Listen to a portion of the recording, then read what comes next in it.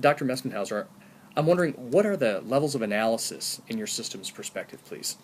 Well, the first one is the students, the next one is the faculty, and the third one is the institution. So the students, of course, are they really at the center of the attention? Mm-hmm.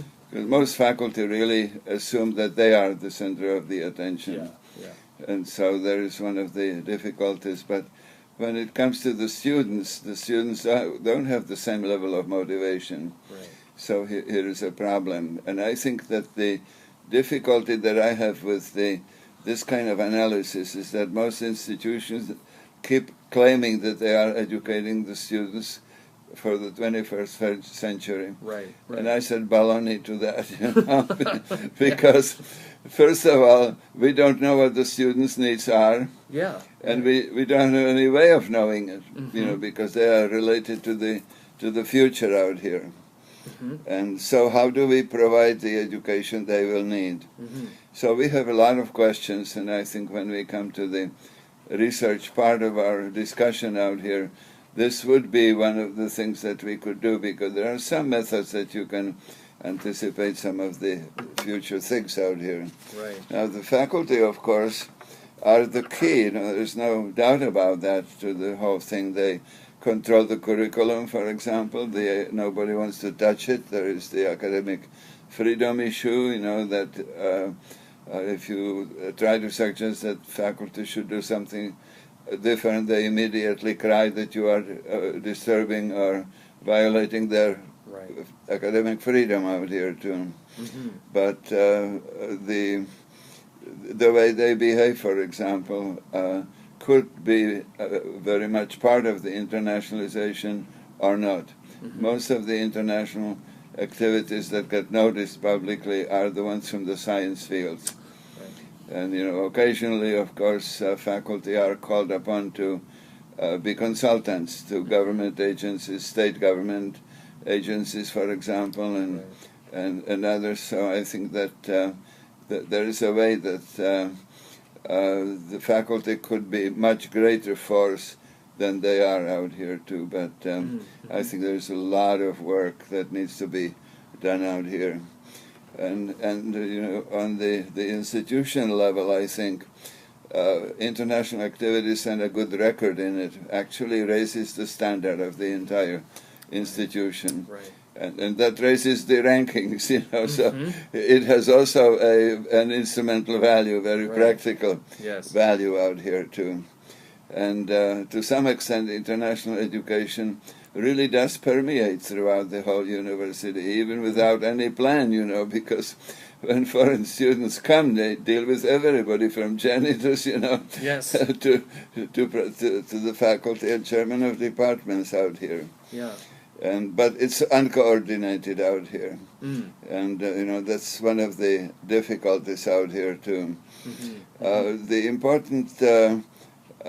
importance of the institutions has changed during the interwar period, World War I and World War II, when it was just an issue of training diplomatic force, for example, for school. But I think after World War II, the institutional situation got very much affected by the Cold War.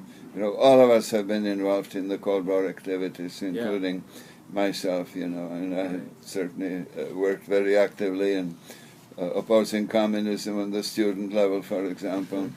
Had dealt with various national student associations in this country, that have been here and so on.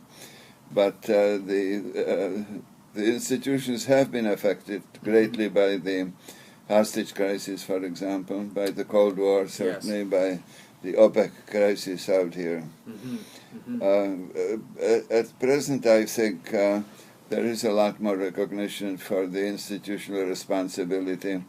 The American Council on Education has published a series of booklets on how to measure it, which is very inadequate, but it's an effort in that direction out here. Right. And there is also a major recognition, I think, that we are part of the world and that we have some responsibilities, but the A paradigm that is emerging out here, of course, has already emerged, is the competitiveness and the instrumentalism. So that's the level of analysis, basically, and it's not making it possible to change the disciplines themselves.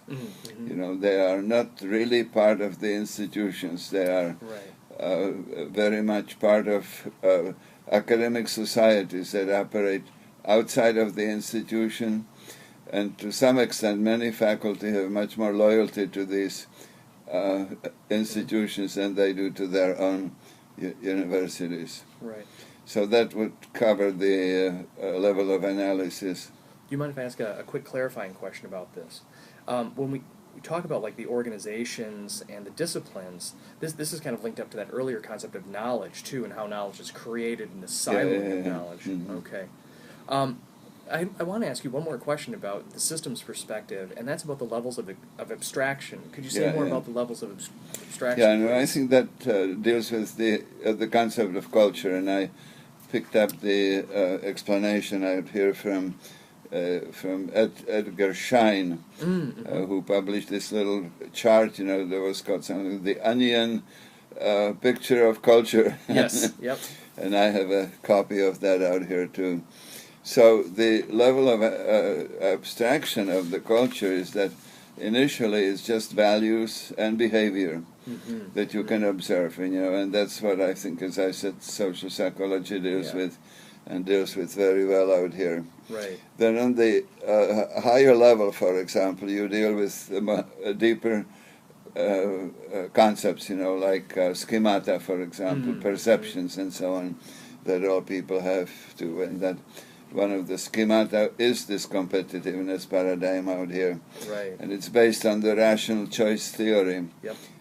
That is really promoting our own interest, and it's very damaging, I think, to international education, because even international education has to be explained in terms of national interest.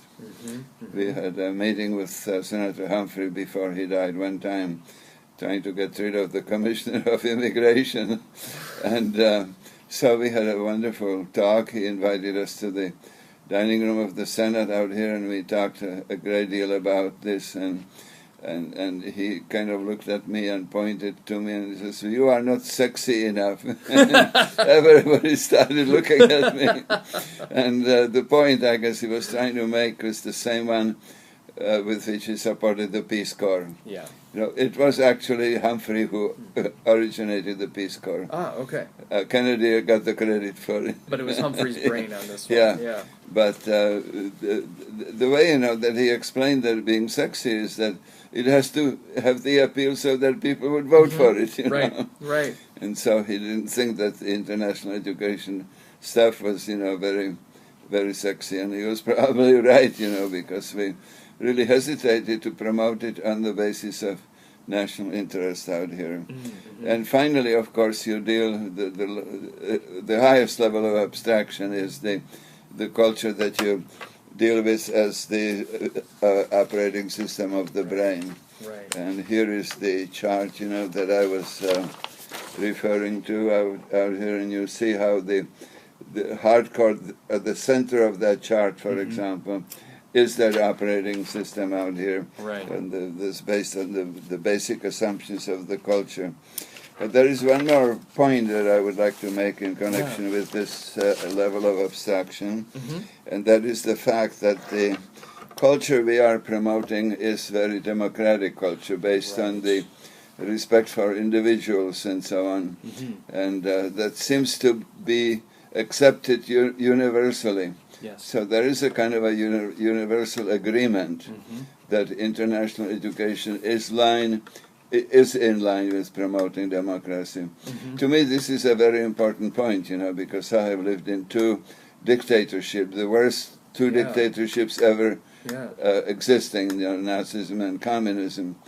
And so I really do appreciate that this is the point that is often lost in the debate, and I would like to certainly both inject it and strongly endorse it as such. And it's operating on that level of abstraction. That's the highest level, and of course most people don't reach that level of thinking. Right. Can I ask you one quick question about this one too, just to clarify? When you're talking about that national interest theory, is this linked up to when we had talked about earlier, international ed as part of post-conflict, or it can't prevent war, but it ultimately can address violence, that it's got more of a humanitarian element to it as well? Yeah, and I think there is some evidence, for example, that the emic perspectives have been taken into account. There's about 3 books recently that came about CIA that shows that the CIA is being trained, CIA agents trained for understanding other culture from the inside perspective of that culture out here. And if you have that kind of an understanding, you have different solutions to problems. Right. But I think that these points often don't prevail, that the security-minded people, let's say in the Department of State, in CIA, in the Defense Department, and so on, are still very much oriented to pushing for our national interest. This rational choice theory is very simple. It's assumed that people make rational decisions, and that these decisions are accurate, and proceed accordingly. So that is what makes it difficult to counter it, because it's so simple, and when you have a complex situation, most people run away from the complexity and start looking for simplicity. Yeah. Well, thank you very much, Dr. Mestenhauser. Okay.